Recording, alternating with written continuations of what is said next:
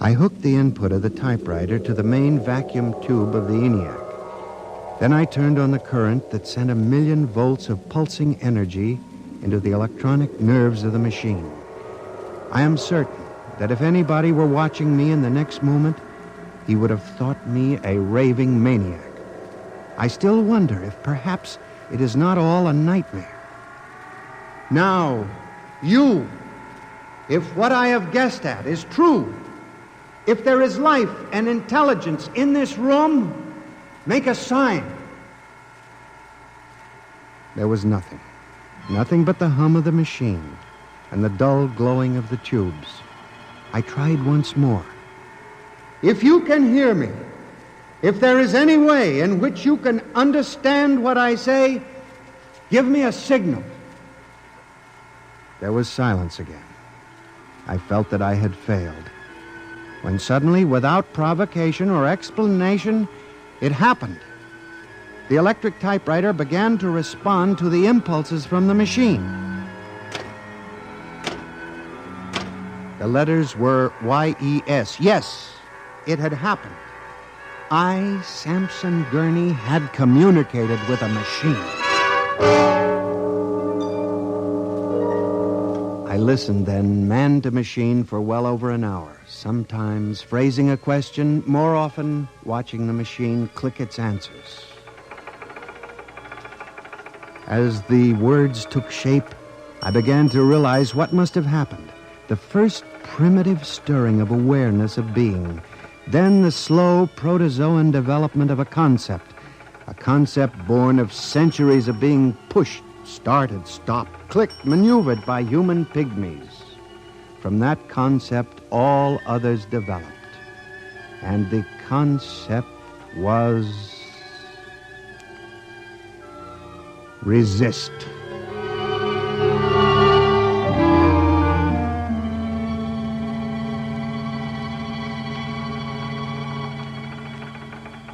And now they were tired of it, tired of wrapping cigarettes and collecting nickels and waving hair and moving earth and mixing cement and solving equations.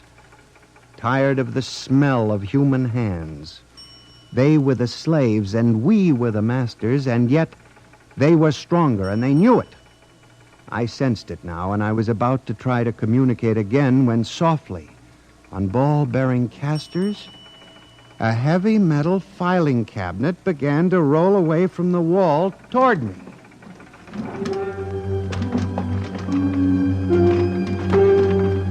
I started to move to one side when another cabinet slid out from the wall. And then another, surrounding it. Another cabinet. Then another, on oiled rollers. That was when I realized that they cooperate. We taught them that, you see, on the assembly lines in the factories. Listen. Listen to me. You must listen. What good will it do you to kill me? I'm only one man. But I can help you. I can be useful to you. Do you hear me? Do you hear me? Good. You're going to need men to oil you and repair you. What will you do when you break down, when a tube needs replacing? Why kill me when I can help you? I'll do anything. I'll do absolutely anything you want, but in the name of God, don't kill me like this. If you can understand this, answer me. Answer me.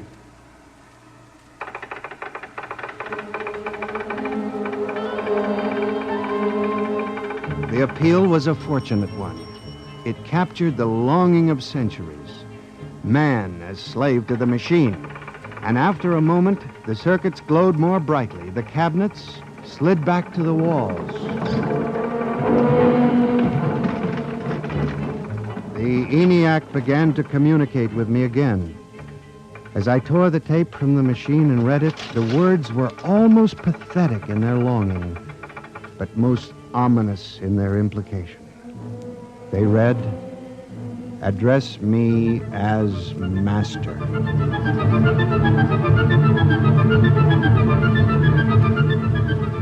My life for the next 6 months was a nightmare. The ENIAC gave me messages which I had to transmit into my telephone. Messages with no human being to receive them. Only the network of pulsing telephone wires, flung like a spider's web across the world. It was done at night, of course. During the day, the machine worked accurately and ceaselessly at its appointed job. At night, it became a demon, a master plotter, with me, Samson Gurney, as its pawn and human courier. I was frantic. I began to lose weight. I couldn't sleep. My nights were torture, a constant fear. It was in December, just after Christmas, that I transmitted a message to the telephones for relay to all machines of transportation. The message was one word: kill. Next morning, I went directly to the office of Mr. Hawk. I was highly agitated. My lips trembled as I spoke. Mr. Hawk, what I'm going to tell you sounds crazy. I know it does. But I must say... All right, say it then, for heaven's sakes. Mr. Hawk, have you ever heard of resistentialism? What? Resistentialism. It's a theory that inanimate objects tend to resist living objects. Look, Gurney, I haven't time for nonsense. Mr. Hawk, I'm trying to tell you, all these accidents, the trouble with the machines, Mr. Hawk, they're alive. They think, they cooperate. And they hate us. Who? The machines. Gurney. You've got to believe me. I've communicated with them. I know. They've threatened my life, but I don't care. Something's got to be done. The world has got to be saved. And there's still time if we wake up. What are you doing? Just relax, Gurney. Everything will be all right. What are you doing? Miss Roscoe, send for the plant physician at once. Mr. Gurney has had a nervous collapse. Now, everything will be all right, Gurney. I'm afraid we'll have to remove you from your job, but I'm sure the rest will do you good. You fool! You blind, stupid fool! Can't you see what you're doing? Fool! Fool! Fool!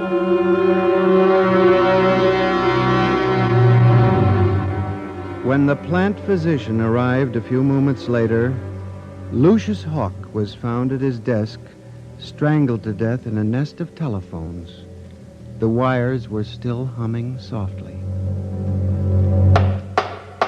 Samson Gurney, you stand accused of the crime of murder. How do you plead? I did not kill him. I didn't. So record. The prosecution will proceed with testimony. Now, Miss Roscoe, did you notice anything peculiar about Mr. Gurney's behavior prior to the death of your employer? Yes. He acted very strangely. He told Mr. Hawk he thought the machines were alive. Order! Order! Miss Roscoe, did the accused quarrel with your employer on the morning of the murder? Oh, yes. He and Mr. Hawk quarreled violently. I could hear him screaming at Mr. Hawk, and Mr. Hawk asked me to send for the plant physician. What were his words? He said, Mr. Gurney has had a nervous collapse. Now, Mr. Simpson, you were a guard at the Brook Meadow Project? Yes, sir. When did you have occasion to meet the accused? Right after those accidents. He was snooping around a construction area. And later, I was making my rounds when I saw him in the office all alone. He was tampering with the electrical wiring on the ENIAC computator. I didn't think anything of it at the time.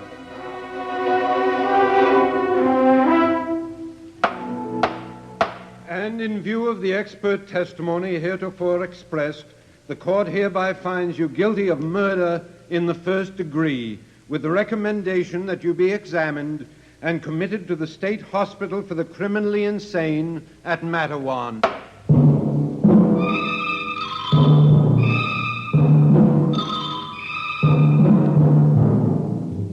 And that is how I came to be here at the hospital, Dr. Klein. That is the whole story.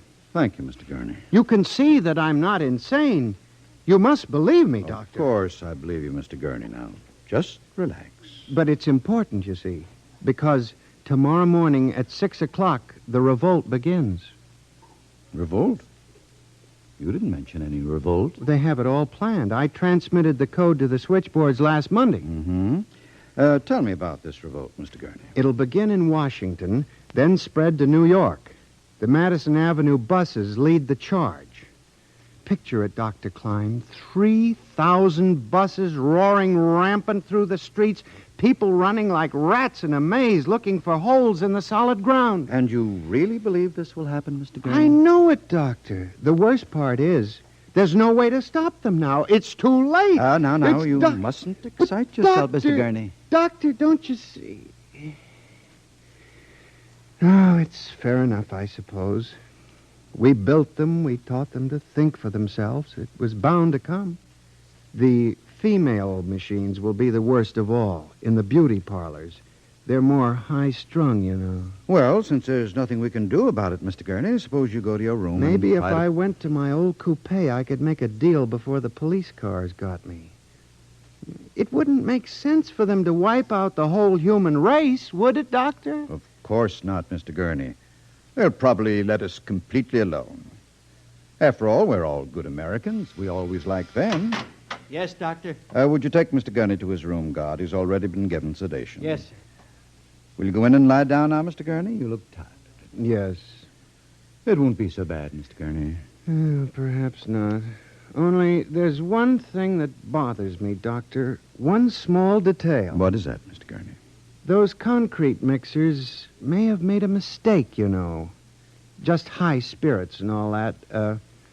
But if it got so they like the flavor... We'll see you later, Mr. Gurney. Try not to worry too much. All right, guard. This way.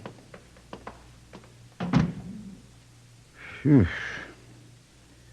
I've seen all kinds. There's a man whose deception is about as fantastic as any I've ever seen. Hold the next patient for a while, Miss Clark. I'm going to have a quiet smoke. Machines revolting. Telephones strangling people. Phew. This blasted cigarette lighter, why won't it work? Just fill it with fluid. Flint is good. Oh, well. You can never trust this newfangled machinery.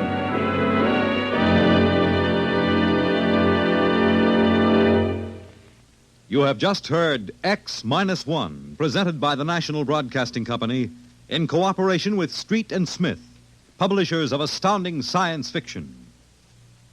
Tonight's story by transcription was Nightmare, written by George Lefferts and based on the poem The Revolt of the Machines by Stephen Vincent Benet.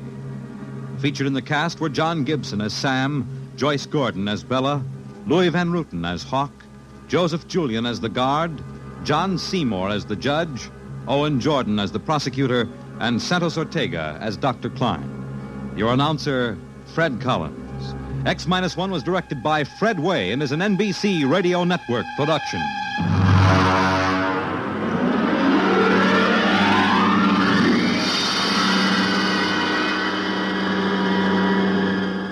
And now, next week, suppose you were a private detective and discovered that there was a Martian embassy hidden somewhere in New York preparing for an invasion of Earth. Next week on X-1.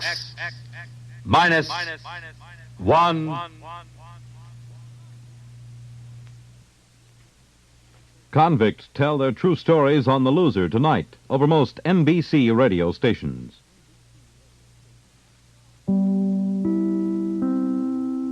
Well, folks, that was X-1 and Nightmare, aired on July 21st, 1955.